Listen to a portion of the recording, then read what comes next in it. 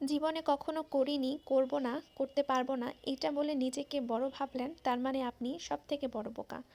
আপনি যদি জীবনে কখনো না করে কিছু করার চেষ্টা করেন, সফল হন বা না হন, কাছাকাছি গেলেও নিজেকে অনেক প্রাউড মনে হবে যে না, আপনি অন্ততপক্ষে চেষ্টা করেছেন যে কাজ জীবনে কখনো করেন নাই। আসসালামু আলাইকুম। আমি এই পিঠা আমার জীবনে বহুবার চেষ্টা করেছি, কিন্তু কোনোবারই এই পিঠা বানাতে গিয়ে আমি সফল হই নাই।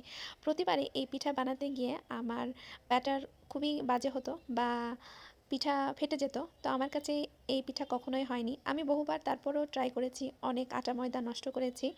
শেষে আটা ময়দাগুলো আমি রুটি বানিয়ে বানিয়ে খেয়েছি। তবে এইবার ফার্স্ট টাইম এই পিঠা আমার হাতে এতটা পারফেক্ট হবে আমি কখনো চিন্তাও করি নাই। পিঠাটা দেখতে যেমন ভালো হয়েছিল, খেতেও বেশ মজা হয়েছিল। বাসায় অনেক দিন যাবতই মিষ্টি পিঠা আমি বানাচ্ছিলাম, তো বাসার ডিমান্ড ছিল যে এবার ঝালের পিঠা কিছু বানিয়ে দিতে হবে। আর আমার ছেলে ঝালের পিঠা পছন্দ করে, আর যেহেতু এই পিঠা আমি তাকে কখনো বানিয়ে খাওয়াই নাই, খাওয়ানোর সাহসও পাই নাই।